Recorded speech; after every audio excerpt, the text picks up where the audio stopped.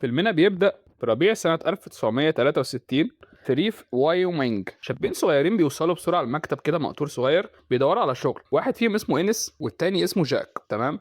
الشغل بسيط خالص ملوش أي دخل بالصعوبة ولا كده.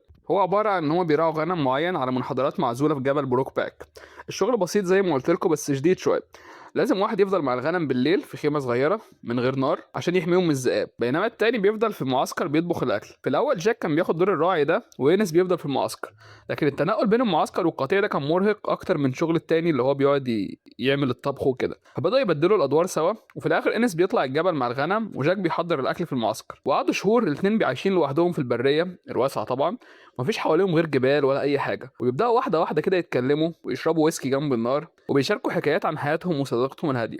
وبدأ الصداقة دي تكبر لحد ما انس بيتكلم عن طفولته ان ابوه وامه ماتوا وهو صغير وسابوه هو واخواته بس يعتمدوا على نفسهم، وكان وقتها عنده 14 سنة عيل صغير. وبعد كده وكان بالفعل بيشتغل في مزارع وبتاع، بس كان عايش لوحده دايما. بس الحمد لله هو دلوقتي مخطوب لواحدة اسمها ألما بيريز، ويتمنى ان في يوم من الايام يقدر يدير مزرعته هو الشخصية بدل ما هو شغال عند حد.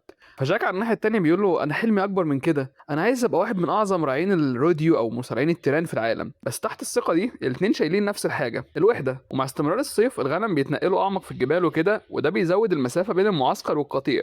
وفي ليلة كده كانت برد جدا بعد ساعات من الشرب والكلام، انس قرر ان هو الجو برد فعلا زيادة عن اللزوم، فهيرجع المسافة الطويلة دي من الغنم وخلاص ينام مع جاك جوه. فالهواء كان متجمد جدا وكان بيترعش من كتر البرد، فجاك بيقول له طب خش معايا تعالى قبل ما تتجمد. وبدأ فعلا يتدفى جوه لحد ما، وبسرعه كده ما حدش كان متوقعها جوه الخيمه الصغيره بدأوا يحضنوا بعض جامد ويستسلموا المشاعر غريبه كده جواهم، وبدأوا يبوسوا بعض ويحضنوا بعض جامد ويعملوا علاقه. وفي نهايه الصيف ده التوتر بيزيد شويه مع الغنم بيختفوا، وهما بيعملوا العلاقه دي الراجل اللي راعي البقر اللي كان اسمه اجيري شافهم هما نايمين سوا.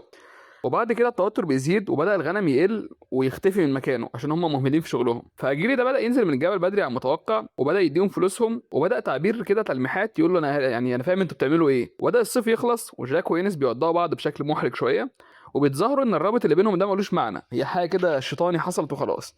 واول ما جاك بيمشي بالعربيه انس بيقف تحت الكوبري وبيبدا يتضايق جدا من الحزن ويعيط، وحاسس ان هو مش عارف يعبر عن المشاعر دي ولا يوصفها. والحياة بتكمل وإنس بيتجوز ألما خطيبته، والاتنين بيقضوا شهر عسل حلو قريب من حدود مونتانا. وبعد كده بيخلفوا بنتين، وهو بيشتغل شغل مرهق كده كعامل مزرعة وعلى الطرق السريعة بس عشان يصرف على عيلته وبتاع. وجاك الناحية التانية بيرجع الصيف اللي بعده على أمل يشتغل عند أجيري تاني عشان يشوف إنس، بس أجيري ده قال له لا أنت مالكش أكل عيش هنا خلاص. بصراحة يا ابني أنا عارف إن أنت كنت مدورها أنت والواد ده، وأنتوا الاتنين جوز عجلات كده وعيال مش تمام، فنصيحة امشوا من هنا. في الآخر جاك بيتنقل لتكساس وبيكمل مسافات منافسات الراديو أو اللي هي مصارعة التيران، وهناك بيقابل ويتجوز بنت كده جميلة شغالة في نفس المجال برضو بتاع التيران ده اسمها لورين نيوم. وبعد كده بتخلف ابنه، بس جاك عمره ما بيتقبل فعليا من الوضع ده، وكمان خصوصا ان لورين ده ابوها كان غني جدا فكان دايما بيبص له بصه كده فيها تناكه.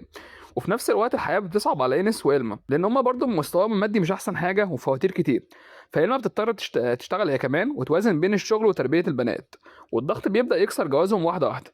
بعد كده عدى 4 سنين كاملين، وفي يوم من الأيام بيجي كارت بريد يوصل إن جاك جاي يزور إنس.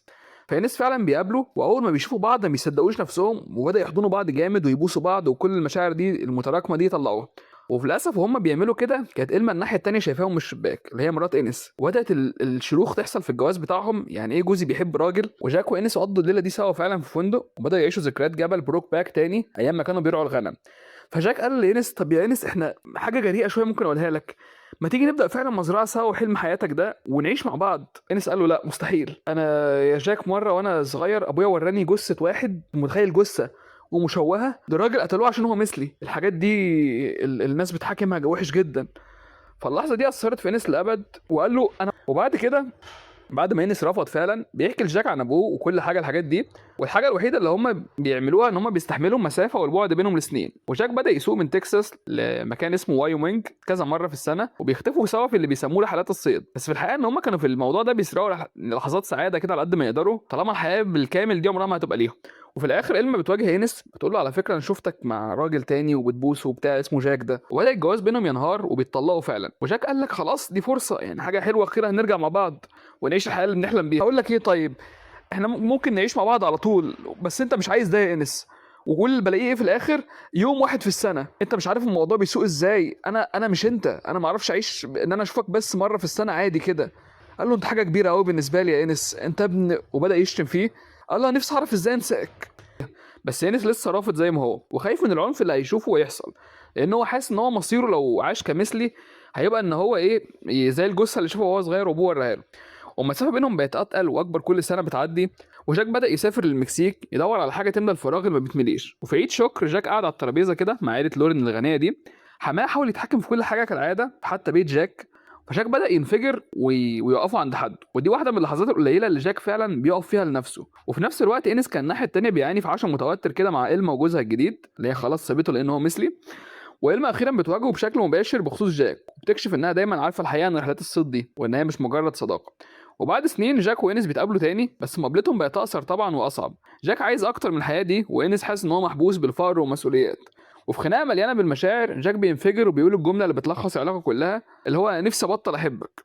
وبعد فتره قصيره انس بيبعت لجاك كارت تاني، بس المفاجاه الكبيره ان انس لقى الكارت راجع له تاني مره ومكتوب عليها ده واحد ميت، معنى كده ان جاك مات. فمراته بتقول له على فكره هو مات فعلا للاسف في حادث مأساوي وهو بيغير اطار العربيه. فانس ما كانش قادر يصدق ولا عارف يستوعب حاجه، وحاسس ان جاك اتقتل على ايد رجاله اكتشفوا ان هو مثلي، زي ما ابوه وراه جثه وهو صغير عن واحد مثلي، ونفس المصير اللي هو كان خايف منه طول حياته. وبعد كده انس بدأ يزور اهل جاك ويفهم ايه اللي بيحصل في وايومينج. وبيكتشف حاجه بتكسره اكتر، ان جوه دولاب جاك هو اتاكد خلاص ان هو مات موتة ربنا عادي يعني وحادثه، بس لقى قميصين كده قدامه من صيف بتاعهم القديم خالص في بروك باك. وواحد من قمصان جاك كان منفوف بعنايه قوي حوالين واحد من قمصان انس، اللي هو يعني كان حاسس ان هم لسه مع بعض في اللاوعي حتى او في العالم الافتراضي.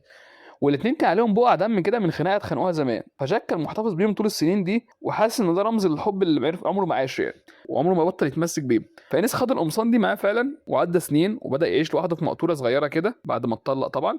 ومبقاش فاضل في حياته حاجه تقريبا، الحاجه الوحيده اللي باقيه هما القميصين دول، وكارت بريد لجبل بروك باك متثبت على الحيطه. واحيانا جاك كده بيظهر له في احلامه، وكل يوم انس شايل جوه قلبه يعني وزن حب كبير جدا، وحب استمر عمر كامل كده. ده كان فيلم اسمه بروك باك ماونتين. الفيلم ده يا جماعه بطوله مين؟ بطوله هيث ليدجر طبعا الممثل الغني عن التعريف اللي هو عمل دور الجوكر وانتحر، وبطوله جيك جلينهال اللي هو طبعا ممثل اكتف جدا النهارده ومن اعظم الممثلين في جيله. الفيلم ده يا جماعه كان اول فيلم يناقش القضيه دي تقريبا بشكل واضح قوي، وهو فيلم فني. حدش يقول لي يا جماعه حرام ومش حرام، انا ماليش دعوه بالحاجات دي، انا بقول لكم قصه زي ما هي، ما بحطش مشاهد ولا بحط حاجه، عشان بس ما تلبسونيش قضيه انا مش مقاسها يعني. تاني حاجه عامل ليكوا صاحب على الايفون عايز تكسب وصل للفيديو 40 لايك واختار واحد من الكومنتات، ولو وصل 20 لايك النهارده اختار واحد بالليل. ويا جماعه عايزين نشترك كده دايما في القناه ونكبرها عشان نوصل 1000 مشترك. القناه اي فيديو انت عايزينه اعمله، انا مش ماشي بجدول ولا بروجرام ولا حاجه ولا سكادجول. لو انت عايز فيديو عن كذا اعمله لك تاني يوم. حاولوا تشيروا فيديوهات اكتر وتسمعوها للاخر. بلاش تعملوا ديسلايك لمجرد انكم ضد القضيه يعني، وزي ما قلت لكم انا ما بعرضش حاجه صريحه، وكمان مش الصوره اللي انا حاططها هي اللي هتخلي الناس تستثار. انت عندك في مواقع مخصصه للحاجات دي الناس بتخشها بالكامل بتلاقي فيديو صريح نص ساعه ولا حاجه، فما يجيش ال 10 دقايق دول اللي هتطلعوني فيها ايه ان انا شارون يعني. اشوفكم في حلقه جديده، وصلوا الفيديو 40 لايك ومع السلامه.